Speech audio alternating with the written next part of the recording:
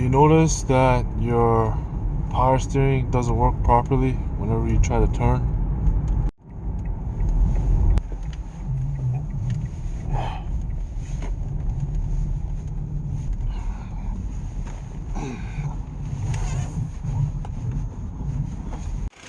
You can even see here that there's no fluid inside the power steering reservoir.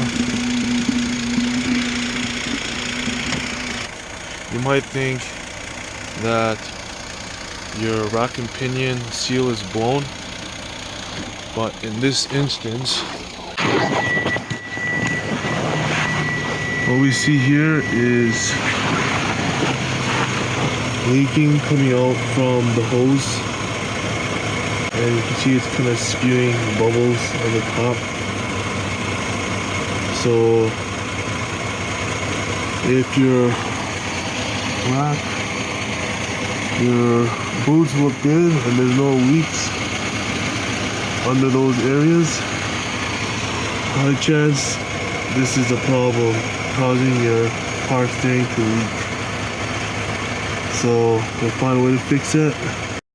Here's our power steering diagram. So what we're looking for is the line number 2, since that's the part that's leaking, and luckily this side is the return hose side, which is low pressure, which means we can replace it with the hose. The high pressure side, however, can't easily be replaced with a regular power steering hose.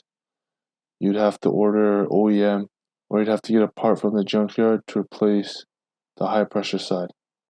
But thankfully this is low pressure and we can just throw in a hose to fix the issue. So here you can see I got some hoses. This one here is rated for power steering, 250 psi, and there's only one of these sizes I got. You can get it from Continental if you find a dealer that sells these. I got this by the foot, so it doesn't cost much, about $4. And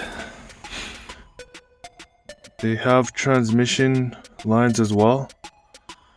We're rated at the same PSI, but you get more selection of size. So this one's a bit smaller than that guy, the first one.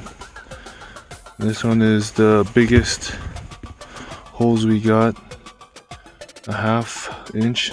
So I'm gonna start off only with the power steering, see how that goes. If it fits well, job's well done, but I have these 3 guys just in case. So here's the old hose that we have to remove,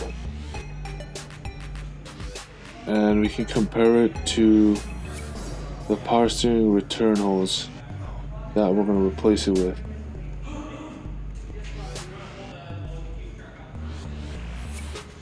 So here's it all cut out, and now we're putting in the new return line for the power steering hose. It might take a while to press this in.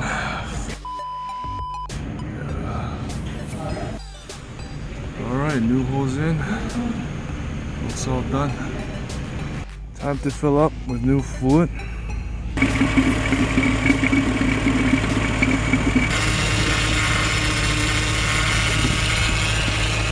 Any leaks?